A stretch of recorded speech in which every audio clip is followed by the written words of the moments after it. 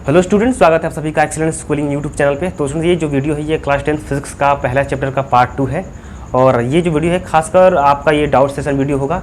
हमने कल देखा था कि समतल पृष्ठों से प्रकाश का परावर्तन किस प्रकार होता है और इसके अंतर्गत हमने पढ़ा कि प्रकाश क्या होता है, प्रकाश स्रोत क्या है, प्रकाश के गुण क्या क्या हैं और प्रकाश किरण और प्रकाश पुंज, इन सभी टॉपिक्स के बारे में हमने पढ़ा था।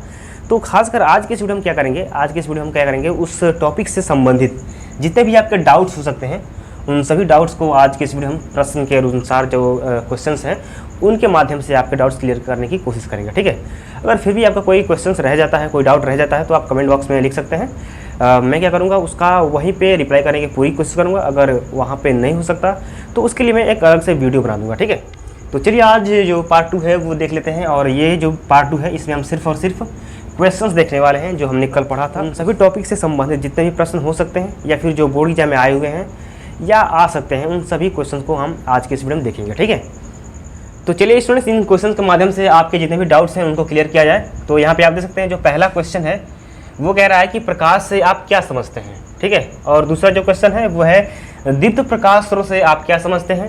तीसरा क्वेश्चन है चंद्रमा अदीप्त प्रकाश स्रोत है, क्यों। चौथा है प्रकाश किस प्रकार की तरंग के रूप में गमन करता है। ठीक है, और पांचवा क्वेश्चन है निर्वात में प्रकाश की चाल कितनी होती है। प्रकाशिक माध्यम में जो छठा क्वेश्चन है, प्रकाशिक माध्यम कितने प्रकार के होते हैं। ठीक है, और सातवां जो क्वेश्चन है आपका वो है कैसे सिद्ध करेंगे कि प्रकाश सीधी रेखा में चलता है। और उसके बाद से जो आपका लास्ट क्वेश्चन है वो है प्रकाश पुंज कितने प्रकार के होते हैं। तो ये जितने भी क्वेश्चंस हैं ये पिछले टॉपिक से जो हमने पार्ट 1 में देखा था उस पे आधारित क्वेश्चंस हैं जो आपके मन में उठ सकते हैं शायद डाउट के रूप में, या फिर आपको पता होगा अगर आपने वीडियो ध्यान से देखा होगा तो इन सब के आंसर जो हैं वो आपको बताऊंगे। ठीक है, तो पहले आप अपने आप से या वीडियो पॉज करके आप बताओ कि प्रकाश से आप क्या समझते हो। ठीक है, वीडियो पॉज कीजिए और इसका आंसर अपने बुक में या फिर अपने कॉपी में लिखिए। फिर उसके बाद से आपको इसका आंसर देना है। तो सबसे पहले हम स्टार्ट करते हैं प्रकाश से आप क्या समझते हैं। ठीक है, आई होप कि आपने अपने कॉपी में लिख लिया होगा कि प्रकाश से आप क्या समझते हैं। तो देखिए प्रकाश जो है वो क्या है, विद्युत चुम्बकीय विकिरण है। प्रकाश क्या है, विद्युत चुम्बकीय विकिरण है। ये हमने कल देखा था, प्रकाश क्या है, विद्युत चुम्बकीय विकिरण है। तो इसका जो आंसर होगा वो ये होगा। इसमें क्या लिखना है आपको, इसमें आपको इसका परिभाषा लिखना है जो प्रकाश है। तो प्रकाश क्या है, प्रकाश एक ऊर्जा का रूप है जिसकी सहायता से हमें वस्तुएं दिखाई देती हैं। और उसके साथ साथ आपको लिख देना है कि प्रकाश क्या है, एक विद्युत चुम्बकीय विकिरण है। तो ये रहा आपके पहले क्वेश्चन का जवाब। अब जो आपका दूसरा क्वेश्चन है वो है दीप्त प्रकाश स्रोत से आप क्या समझते हैं। तो यहाँ पे दीप्त प्रकाश स्रोत की जो परिभाषा है वो लिखनी है आपको। तो दीप्त प्रकाश स्रोत उसे कहते हैं, ठीक है, जो स्वयं प्रकाश उत्पन्न करे। तो जो स्वयं प्रकाश उत्पन्न करता है उसको हम दीप्त प्रकाश स्रोत कहते हैं। ये रहा आपका दूसरा क्वेश्चन का जवाब। ठीक है, अब जो तीसरा क्वेश्चन है वो कह रहा है कि चंद्रमा अदीप्त प्रकाश स्रोत है, क्यों। यानी आपको यहाँ पे सिद्ध करना है कि जो प्रकाश जो चंद्रमा है वो अदीप्त प्रकाश स्रोत क्यों है।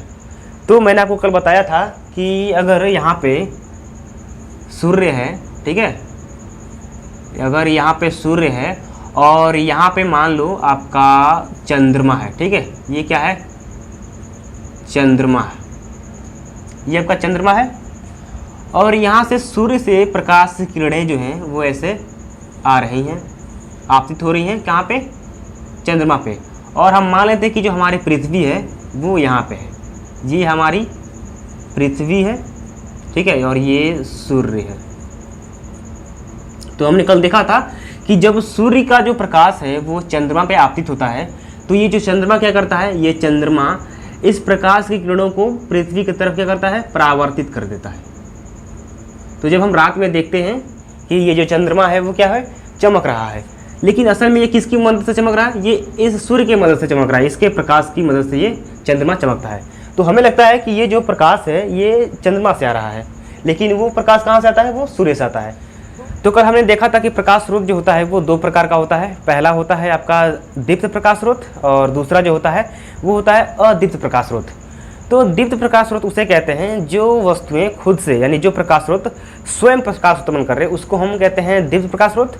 और अदीप्त उसे कहते हैं जो स्वयं प्रकाश उत्पन्न न करे बल्कि जो प्रकाश उत्पन्न कर रहा है उसके प्रकाश को परावर्तित कर देता है, उसको हम कहते हैं अदीप्त प्रकाश स्रोत। तो यहाँ पे आप देख सकते हैं जो चंद्रमा है वो इस सूर्य के प्रकाश को परावर्तित करके हमें यहाँ पे पृथ्वी तक प्रकाश पहुँचा रहा है।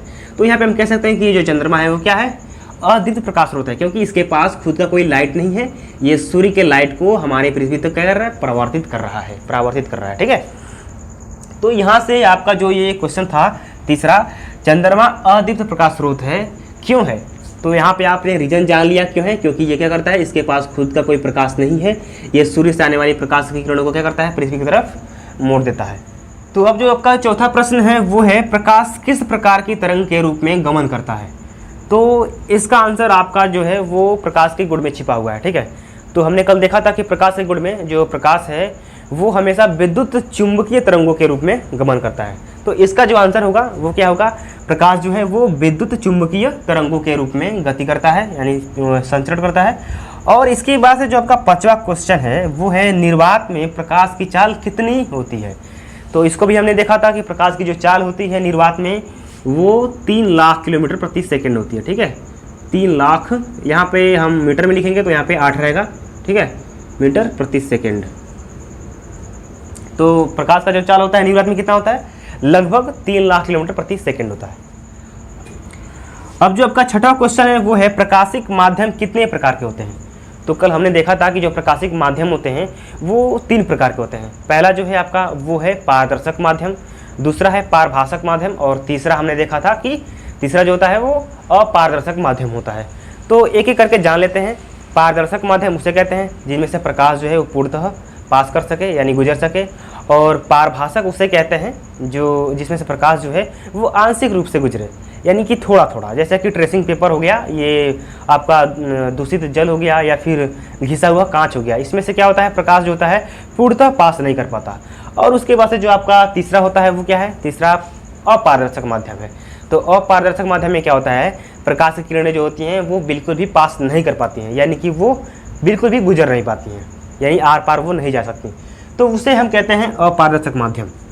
तो यहाँ पे आपका जो क्वेश्चन छठवां था वो भी क्लियर हो गया।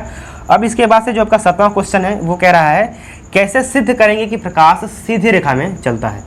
तो इसको हमने देखा था एक एक्सपेरिमेंट करके कि यहाँ पे मान लो आपका एक मोमबत्ती है, हमने देखा था कल कि यहाँ पे एक सेकेंड, यहाँ पे हमने देखा था कि एक मोमबत्ती ऐसे है, और यहाँ पे कोई लड़का जो है वो यहाँ पे एक सीधी पाइप से इस मोमबत्ती को देख रहा है, ये हमने देखा था। और ये जो मोमबत्ती है, जब इसका पाइप सीधा है तब ये मोमबत्ती दिख रही है इसको, लेकिन जब इस लड़के ने इस मोमबत्ती को देखने के लिए इस पाइप को ऐसे बेंड कर दिया, इसको टेढ़ा कर दिया, तब ये जो मोमबत्ती है इसको नहीं दिखती है। तो इस घटना से ये सिद्ध होता है कि जो प्रकाश की किरणें हैं वो सीधी रेखा में गति करती हैं। अगर टेढ़ी रेखा में गति करती हैं तो क्या होता, ऐसे होकर के ये जो मोमबत्ती है इसको दिख जाती है, लेकिन इस स्थिति में जो है वो प्रकाश की किरणें नहीं दिखाई देती हैं जो मोमबत्ती से आ रही हैं। ठीक है, तो इस घटना से, इस एक्सपेरिमेंट से हमने देखा था कि जो प्रकाश है वो सीधी रेखा में गति करता है। आई होप कि आप सबने वो वीडियो देखा होगा। अब जो आपका 8वां क्वेश्चन है वो है, प्रकाश पुंज कितने प्रकार के होते हैं? तो ये जो क्वेश्चन है ये हमारे कल के वीडियो का आखिरी टॉपिक था, उसमें हमने देखा था कि जो प्रकाश पुंज होता है वो 3 प्रकार का होता है। पहला जो होता है वो अभिसारी प्रकाश पुंज होता है, दूसरा अपसारी प्रकाश पुंज, और तीसरा समांतर प्रकाश पुंज। तो सबसे पहले हम क्या करते हैं, जान लेते हैं कि अभिसारी प्रकाश पुंज क्या होता है। तो अभिसारी प्रकाश पुंज उसे कहते हैं जब प्रकाश की किरणें जो हैं, जो प्रकाश की समूह है, किरणों की समूह जो है वो किसी एक बिंदु पे केंद्रित हो। ठीक है, किसी एक बिंदु पे केंद्रित हो तो उसे हम कहते हैं अभिसारी प्रकाश पुंज। ठीक है, और अपसारी किसे कहते हैं, अपसारी उसे कहते हैं जब एक ही बिंदु से क्या हो, आती हुई प्रतीत हो। जैसे यहाँ पे आप देख सकते हैं किसी एक बिंदु से क्या होंगी, वो बिखरेंगी, ऐसे फैलेंगे। ठीक है, तो फैलने वाली प्रकाश की किरण को हम क्या कहते हैं, अपसारी, अपसारी। ठीक है, और उसके बाद से हमने देखा था तीसरा जो था वो है समांतर प्रकाश की किरणें, जो एक दूसरे के कहीं भी प्रतिच्छेद नहीं करती हैं। ठीक है, यानी मिलती नहीं है कहीं पे। पहला जो है अभिसारी, दूसरा अपसारी, और तीसरा समांतर प्रकाश पुंज।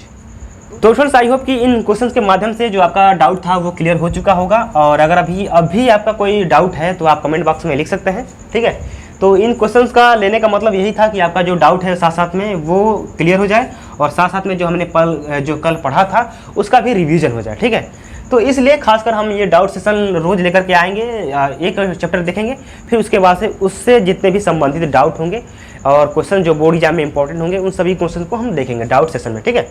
और हाँ, एक और बात, जितने भी स्टूडेंट्स हैं जिनको पता नहीं है कि नोट्स कहाँ पे मिलेगा, तो उनको मैं बता दूं कि अगर आपको पता नहीं है कि जितने भी प्रिंटेड नोट्स हैं जो मैंने कल पढ़ाया या फिर आज हमने जो पढ़ाया है, इसका प्रिंटेड रूप जो है वो PDF फॉर्म में वो आपको मिल जाएगा टेलीग्राम ग्रुप में, ठीक है। टेलीग्राम ग्रुप आप ज्वाइन कर सकते हैं, कमेंट बॉक्स में उसका मैं लिंक दे दूंगा और डिस्क्रिप्शन में ही आपको लिंक मिल जाएगा, ठीक है। तो स्टूडेंट्स मिलते हैं इस चैप्टर के पार्ट 3 में, उसमें हम देखेंगे प्रकाश का परावर्तन किस प्रकार होता है और भी बहुत सारे टॉपिक्स उसमें देखेंगे हम, ठीक है। तो मिलते हैं नेक्स्ट वीडियो में, तब तक के लिए thank you so much, all the best, try करिए, धन्यवाद।